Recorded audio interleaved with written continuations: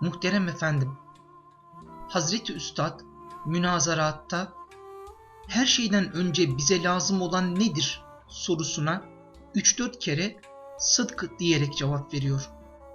Doğruluğu hem ferdi bir fazilet hem de toplumun terakkisinin iksiri olarak anlatıyor. Bu tespitini küfrün mahiyeti yalandır, imanın mahiyeti sıdktır.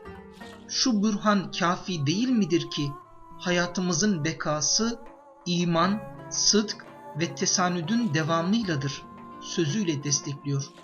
Bu cevabın hatırlattıklarını lütfeder misiniz? Efendimiz sallallahu aleyhi ve sellemin durumuyla Ebu Cehil'in durumunu da karşılaştırırken öbürü hep kiziptir diyor. Kezip yani yalandır. Efendimiz için o sıdıktır diyor. O sıdıktır diyor. Sıddıkiyet makamı iman makamının çok üstünde. İhsan makamının da çok üstünde. Aşk makamının da çok üstünde. Marifet makamının çok üstünde. Bila kaydu şart. Bağlandığı şeye bağlanma. Kendince böyle çok önemli, çok nurani, çok hayati gördüğü şeyleri bile uğurda feda edecek kadar hasbi olma mevzu. İbrahim Hakkı Hazretleri'nin dediği gibi, deme bunun için böyle, yerindedir ol öyle, var sonunu seyreyle, Mevla görelim neyler, neylerse güzel eyler. O tefvizname adeta bir sıdıkname gibidir bir şey. Cenab-ı Hakk'ın takdiratı, o mevzudaki emirleri, aklım bunu aldı almadı, bundaki fevaidi göremiyorum demeden, Zat-ı Uluhiyet'ten mesaj olarak ne gelmişse öpüp onu başına koyma. Bizim şeklen ve sureten Kur'an-ı Kerim'i öpüp başımıza koymamız gibi değil yani. O emirleri öpüp başına koyması, o onlara hayat kılması, Hazreti Pir de bu tabiri kullanıyor, diyor yani. Sıdk cevabını veriyor diyorsun. Sebebini de küfrün mahiyeti yalandır esasen. Yalanın tarifini yaparken, kezibin tarifini yaparken bir insan kendi kanaatinin, inancının aksine bir beyanda bulunmaz. Kendi ihsaslarının, müşahedelerin aksine bir beyanda bulunmaz. Mesela burada sizi böyle gördüğü halde ben kimseyi görmedim demesi bu. Esasen bir yönüyle kendine karşı da yalan söylemesi demektir. Bir ikinci mesele, bir şey nefsül emirde şudur budur. Fakat o onun aksine bir şeyde bulunmaz. Mesela şu tekvini emirler, binlerce, yüz binlerce dille Cenab-ı Hakk'ı tasdik ediyor. Recaizade'nin dediği gibi, bir kitab-ı azamdır seraser kainat, hangi harfi yoklasan manası Allah çıkar. Hazreti Pir de hep bu şey üzerinde duruyor. Yani bir taraftan diyelim Ayetül Kübra'da helmin mezit diyor. Böyle gözünü terakkilere, terakkinin terakkisine dikmiş, sürekli çıtayı yükselten bir helmin mezit kahramanından bahsediyor. Helmin mezit, yok mu daha, yok mu daha, yok mu daha? Marifete doyma bilmeyen, muhabbete doyma bilmeyen, aşkı iştiyaka doyma bilmeyen, lika iştiyaka doyma bilmeyen bir yolcu durumunu anlatıyor burada. Şimdi bunca şey onun varlığına şahidi kat'i iken, mesela Efendimiz sallallahu aleyhi ve sellemin mucizatı, meydana getirdiği harika inkılap, Hazreti Pir'in onunla alakalı şeyleri anlatırken düşmanları bile onun sıdkına şehadet ediyor. Ebu Cehil var ya, cehlin babası, cehaletin babası. Adı o değil, cehaletin babası demiş. Ve millet öyle tanıyor. Adı nedir diye sorsam hiçbiriniz bilmezsiniz. Cehaletin babası öyle tanınmış o adam. Şimdi Efendimiz sallallahu aleyhi ve sellem ayrılıp gittikten sonra diyor ki, bu doğru söylüyor da yalan söylemiyor. Hiç duymadık bunun yalanını. Yani mesela 50 yaşına merdiven koymuş Efendimiz sallallahu aleyhi ve sellem. Hiç yalanına şahit olmadık. Hep sadık, sadık-ı masduk. Allah doğrudur dediği işte o doğrudur zatında. Fakat bu Haşimiler diyorlar ki Mekke'de Ridane bizden, Sikaya bizden, bilmem ne bizden, bir de kalkıp peygamber bizden. Ben sindiremem bunu diyor. Beni mahzumdan biri olarak sindiremem. Haşimlerin vesayetini kabul etme demek olur bu. Böyle bir şey, bir inat, temerrüt. Şimdi Ebu Cehil gibi bir insan bile onun sıdkını, emanetini, iffetini, ismetini tasdik ediyor yani. Öyle bir kâmeti bâlâ, mucizat-ı nebevide göreceksiniz. Bir sürü mucizesi var. Sonra reşalarla onun yaptığı inkılap, o toplum çapında meydana getirdiği şeyler. Bu zaviyeden bakınca Bir insan ona bakıp da doğru değil, haşa peygamber değil deyince mahiyetün nefsül emniyesine aykırı bir sözde bulunma yalandır. Bakın iki türlü yalan oluyor. Bir insan kendi kanaatine ters bir şey söylüyor. Gördüğünün hilafına beyanda bulunuyor. O yalan oluyor. Bir de mahiyetün nefsül emniye diyeceğimiz işin zatında mahiyetine aykırı bir şey söylüyor. Bu kainat boş böyle. İşte Darwinistlerin dedikleri gibi, Dehri'nin dediği gibi her şeyi zaman hallediyor. Değişimler oluyor, mütasyonlar oluyor, evolisyonlar oluyor falan demek suretiyle böyle hakikate aykıran kainattaki o tekvini emirler, hangi harfi kaldırsam manası Allah çıkar, bütün bunları görmezlikten gelerek öyle bir yalan söylüyorlar ki Hazreti Pir kafirin cehennemde ebedi kalmasıyla alakalı bu meseleyi dillendirirken diyor onca delaili inkar ettiklerinden dolayı milyon sene cehennemde kalsalar değer yani. Onca delail. Bir tane delil değil, iki tane değil, 100 tane değil yani. Adeta sağanak sağanak insanın başından aşağıya bu mesmuata müteallik meselelerin dışında, müfserata müteallik bir sürü hadiseyi gözümüzün önüne dikiyor. Okuyun bunları diyor. İşte buna yalan diyorlar. Yalan böyle bir küfrün mahiyeti yalandır diyor yani. İmanın mahiyetine gelince o sıdıktır. Bir taraftan kendi ahlakımız esas, emniyet vaat etmemiz, sadakat vaat etmemiz, güven vaat etmemiz açısından gördüğümüz, duyduğumuz, ettiğimiz şeyleri o mevzuda hilaf-ı vakıya gitmeden aynıyla ifade etmez, sıdıktır. Mümin ahlakı bu. Bir de o tekvini emirleri öyle okuma, mesmuat diyebileceğimiz o semavi mesajları öyle okuma ve değerlendirme. Mahiyetü nefsül emniyesine uygun onlara evet deme mevzu, evet doğrudur deme mevzu, bu da sıdıktır işte yani. Doğru söylüyorum. Sadakat ifadesidir. Mertebeleri vardır bunun yani. Bizim gibi ümmilerde bir sıdk ne ifade ediyorsa şayet bir şey ifade eder. Ama Seyyidina Hazreti Ebu Bekir'de zirve yapar o mesele. İnsanlığın iftihar tablosunun sıdk meselesini ölçecek elimizde mezru yok. Ölçü yok, kıstas yok o. Kantarlar kırılır onun sıdkını tartarken.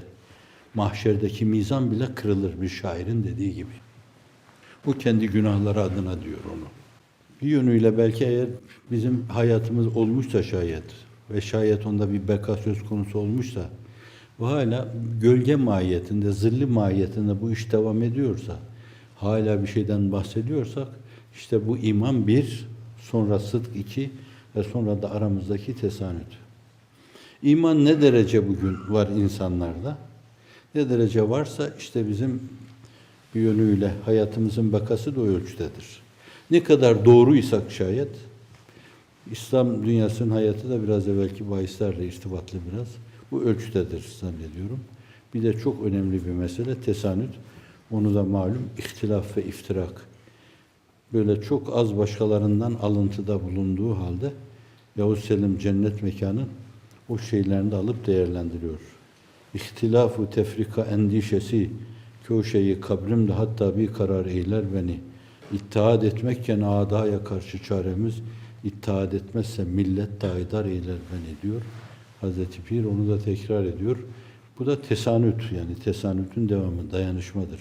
Bu aynı zamanda Kur'an-ı Kerim'in emri. Maide Sure-i Cellesi'nde 2 defa tekrar ediyor. Ve taavenu alel birri ve takva ve la taavenu alel ismi vel udvan. İyilikte, güzellikte, birru takvada tesanüt edin. Birbirinize sarılın. Hadis-i şerifin ifadesiyle bünyan-ı marsus gibi, kurşunla, demirle birbirine perçinleşmiş insanlar gibi. Kubbedeki taşlar misalini de veriyor. Baş başa verip orada duruyorlar diyor. İşte onun gibi böyle bir bünyan-ı marsus halinde birbirine sarılma, sımsıkı tutunma, çözülmeme, dağılmama çok önemli. Buna vifak ve ittifak diyoruz. Ve bu aynı zamanda Cenab-ı Hakk'ın tevfikine sunulmuş bir çağrıdır. Hiçbir şey ifade etmeye lüzum yok. Siz vifak ve ittifakta bulunursanız davetiye tamdır. Halimize arza ne hacet? İşte durumumuz belli yani. Neysek ona göre bir şey. Hani durum kötüyse zaten Allah Celle Celaluhu ona göre cevap verir. Dolayısıyla bu çok önemli bir davetiyedir. Bir çağrıdır. Vifak ve ittifak bir çağrıdır. Yine Hazret diyor ki vifak ve ittifak tevfik-i ilahinin bir vesilesidir diyor. Tesanüdü de öyle anlamak lazım. Birbirine dayanma. ve taavenu alel birri ve takva ve la taavenu alel ismi vel udvan. Günah organizasyonları, onlardan uzak durun. Onlara girmeyin sakın. İsim, birbirinize düşmanlık mevzuunda öyle gruplar oluşturmayın. Hizipler oluşturmayın. Partiler oluşturmayın. Parti oluşturmama demek değil. Yani düşmanlık üzerinde, günah üzerinde partiler oluşturmayın. Ahzab olmasın. Ahzab. Evet. O dağılma demektir. Evet. Dayanın birbirinize. Eksiğiniz varsa onu gidermeye çalışın. Kusurunuz varsa onu gidermeye çalışın. Telafi etmeye çalışın. Başka alemler. Bunlardaki kaymalar bir yönüyle tam ilhat kayması oldu. Doğrudan doğruya bu ülkelere hakim olan düşünce ilhat kılıfı içinde götürüyordu. Bütün Allah'ı reddi. Yani bir küfürdü, bir ateizmdi. Hatta zannediyorum onlar deizme karşı bile kararlıydılar yani. Öyle var mı yok mu tereddütü septisler gibi. Öyle değiliz. Yani kesin karar vermek lazım. Haşa ve kella o yoktur demek gibi bir şeyleri vardı. Bu açıdan da sistem orada çözülünce insanlar gitti yine kendi dinlerine, kiliseye, miliseye yöneldiler. İslam dünyasındaki şeye gelince daha ziyade nifakçılar tarafından esasen Müslümanları İslamiyet'ten uzaklaştırma nifakçılar tarafından oldu. Bütün İslam dünyasının başına musallat olan insanlar münafıklar oldu. Münafık kafirden eşittir diyor Hazreti Bir. İnnel münafıkine fid derkil esfel diyor. Demek ki Ebu Cehil'in de ayağının altında yani. Camide sizinle beraber olur yani. El açar. Abdesti yoktur. Namaza iştirak eder. Ayaklarını yıkamamıştır. Katiyen ve katibeten. Dinimiz kutsaldır der. Öyle bir ikiyüzlülük sergiler ki Abdullah İbni Übey İbni Selul onların yanında çırak kalır yani. İnsanlığın iftihar tablosu karşısındaki o reisül münafıkın diyebileceğimiz insan bunların yanında ancak çırak olabilir. İslam dünyasına nifak musallat olduğundan dolayı ve nifakın en önemli unsurdan bir tanesi de keziptir, yalandır. İza haddese kezebe ve izâ vaada ahlefe ve izâ tümine khan. Diğer başka bir yerde 4 derken ve izâ ahade gadar buyuruyor Efendimiz sallallahu aleyhi ve sellem. Konuştuğu zaman izâ haddese kezeb. Konuştuğu zaman yalan konuşur. Ve izâ vaada ahlef. Verdiği zaman, söz verdiği zaman sözünden döner. Ve kendisine bir şey emanet ettiğiniz zaman da ona da hıyanet eder. Münafık bu. Bütün İslam dünyasının başında münafıklar bu toplumu dejenere etmiş bu hale getirmişlerdir. Dolayısıyla toplum iç içe deformasyona maruz kalmıştır. Bu açıdan da onu yeniden reforme etme veya hüviyeti asliyesini icra etme, restore etme, o küfür dünyasında olan şeylerden çok daha zordur. Çok daha zor. Meselenin dipten alınması esas, imana bağlanması, her şeyin iman çizgisinde, marifet çizgisinde, muhabbet çizgisinde Allah'a bağlanarak götürülmesi lazımdır ki esasen o toplum restore edilmiş olsun veya deforme olmuş o toplum yeniden şekli, hüviyeti, asliyesine irca edilebilsin diyelim yani. Reform kelimesi biraz onu yeniden forma sokma filan demek oluyor. Frenkçe kelime nuans farklarıyla farklı olduğundan dolayı belki kullanmamamız lazım. Evet, İslam dünyasında kezip hakimdir. Sözden dönme maalesef ve emanete hıyanet meselesi ve bir de ahdettikleri halde, anlaşmalar yaptıkları halde gadir yapan insanlar o 4. şeyde söylenince. Şimdi bunu isterseniz iyi bir sanatkara deyin ki siz şu 4 tane şeyin veya 3 tane şeyin resmini yapın, buraya koyun. Resim koydukları zaman bir ona bakın. Bir de böyle yukarıdan çok işte elinizden geliyorsa bir 20 fit, 30 fit böyle yukarılara çıkın, dünyaya bakın oradan. O resmin tam halihazırdaki İslam dünyasına uygun geldiğini göreceksiniz. İyi bir ressam, bedihiyata açık. Bu mülahazaları resmettiği zaman İslam dünyasına baktığında tam İslam dünyasının resmi diyeceksiniz. İza haddese kezeb ve izâ vaada ahlef ve izâ tümine khân ve izâ ahade gadar. Kur'an-ı Kerim'in farklı ayetleriyle dünyadan ta ukbaya uzanan bir çizgide Müslümanın güzergahı, mudhali sıdk, muhracı sıdk, lisanı sıdk, kademi sıdk, mak'ad-ı sıdk şeklinde hep sıdk vasfıyla anlatılıyor. Bu tabirler yol, azık ve hedef açısından neler ifade etmektedir? Evet, Kur'an-ı Kerim'in değişik ayetlerinde bunu görmek mümkündür yani. Bir yerde ifade edilmiş bu. Ukbaya uzanan bir çizgide, ta ucu gidip ukbaya dayanan bir çizgide Müslümanın güzergahı, yolu demektir, şehrahı demektir. Bu tabiri de çok kullanıyoruz. Güzergah emniyeti diyoruz. Vaka onu bir yönüyle ehli ilhada karşı, inkarcıya karşı, hasetçiye karşı, rekabet duygusuyla oturup kalkana karşı yürüdüğünüz yolun emniyetini görmezlikten gelmemek lazım. Sonra trafik olur. O yolun emniyeti hep sağlam tutulmalı. Fakat bu esasen işin içine girerken müdhali sıdk diyor. İşin mebdeinde sadakat lazımdır. Sonra muhreci sıdk işin içinden çıkarken, buradan giderken yine esasen o sıdkı, sadakati dillendirmek, ilan etmek lazım. Otururken, kalkarken "Edhilni mudhale sıdkın" diyor ve "Ahricni muhraca sıdkın" diyor Kur'an-ı Kerim. Ben bir yere gireceksem şayet orada sıdkın temsilcisi olarak ayrıldığım zaman da bir sıdk iması veya bir sıdk emaresi orada. Bir sıdk imajı bırakarak ayrılmalıyım yani. Sıdk olsun. Yani Efendimiz'e dendiği gibi, Sıddık-ı Ekber'e dendiği gibi girişim de öyle olsun, çıkışım da öyle olsun. Gördükleri zaman alem o görüntüye, göstermeye, demeye binaen değil. Fakat zatında halinin gereği olarak yani işte Sadık geldi filan densin. Sadık ayrıldı bizden densin. Uğradığın her yerde böyle o sadakat renkleri tüllensin senin. Böyle bir müdhali sıdk, sadıkane girme bir yere Kur'an-ı Kerim ifadesiyle, muhracı sıdk, sadıkane çıkma oradan, öyle ayrılma. Arkada olumsuz hiçbir şey bırakmama. Ehli nifakın böyle değerlendireceği hiçbir şey bırakmama. Sonra doğru konuşma, lisan-ı sıdk diyor. O önemlidir. Otururken, kalkarken hep doğru konuşma. Bir kere biraz evvelki mülahazayla konuşacağın her şey vaka mutabık olması lazım. Kendi vicdanla çelişki yaşamamak lazım. Gördüğün, ettiğin şeyler nedir yani? Onları işte doğru konuşma.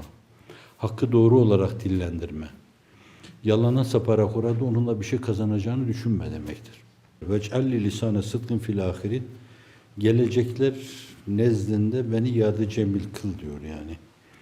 Doğrulukla, doğruluk yaptığıma dair hep onu, yani Allah kapısında hep vefalı durdum. Hep gördüğüm şeyler işte doğruluk neyse onu söyledim. Her şeyi vaka mutabık olarak, mahiyetü nefsül emniyesine mutabık ifade etmeye çalıştım.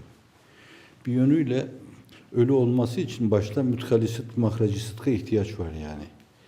Bu aynı zamanda sebepleri de isteme demektir. Bu sebepleri isteme, Allah'ım beni böyle kıl. Ondan sonra da gelecek nesiller arasında böyle hayırla yad etsinler bunu. Ve o duası kabul olmuş Hazretim. Allahümme salli ala seyyidina Muhammed ve ala seyyidina Muhammed kema sallayte ala İbrahim ve ala Ali İbrahim diyoruz. Hep hayırla yad ediyoruz.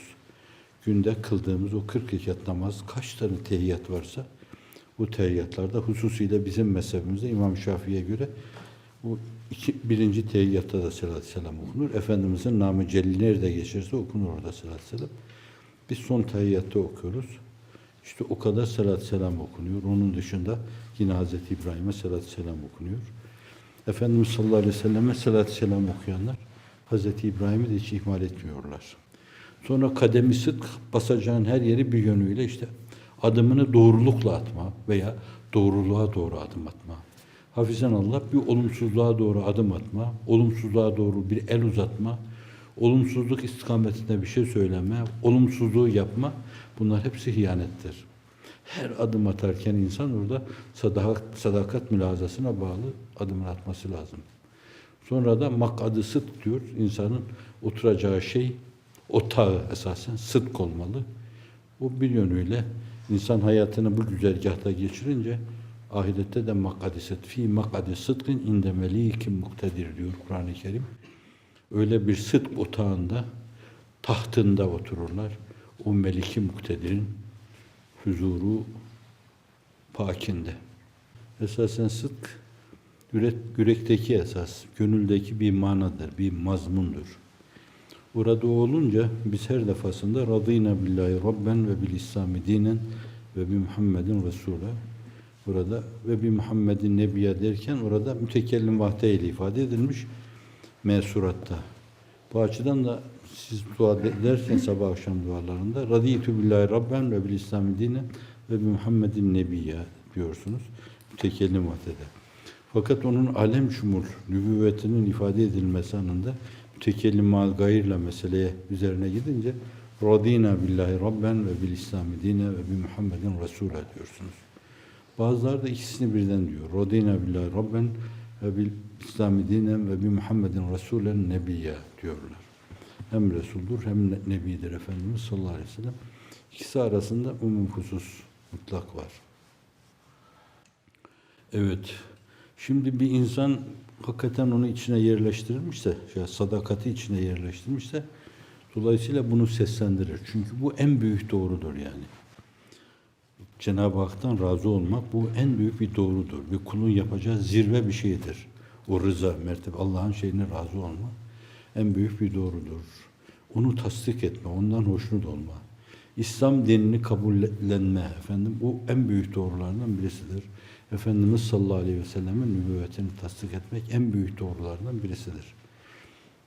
Bu itibarla bir insan tabiatını ona mal etmişse onun sürekli böyle bir dizaban edeceği şey de olur yani. Radînâ billahi rabben ve bil İslâmi dînen ve bi Muhammedin Resûlâ.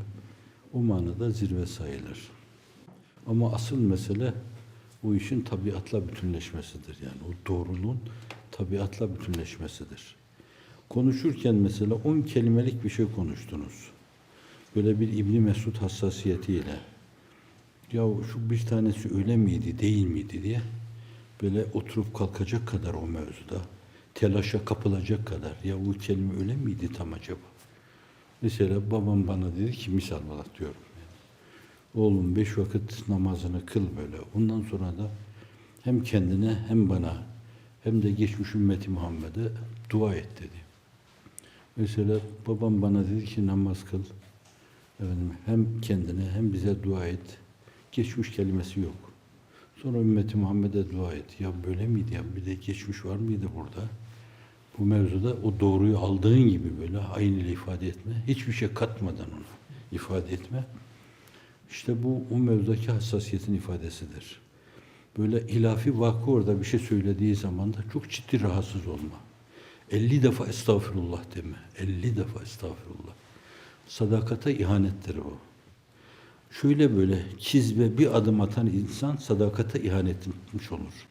Sadakat binasını tahrip etmiş olur hafizanallah. Milimi milimine doğru konuşmak lazım.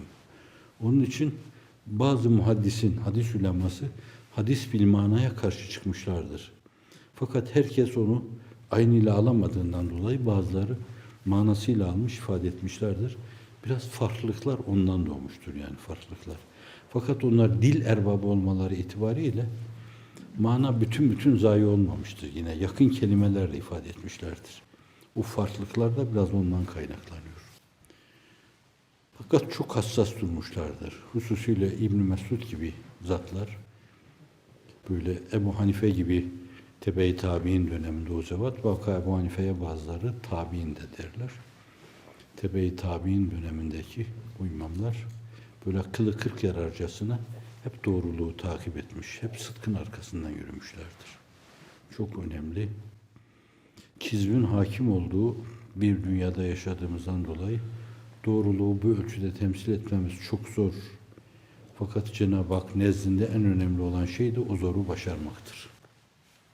Hep doğru konuşma. Hep doğru konuşma. Doğru söyleme, doğru davranma. İnayet kahzı dergâhet ilahi.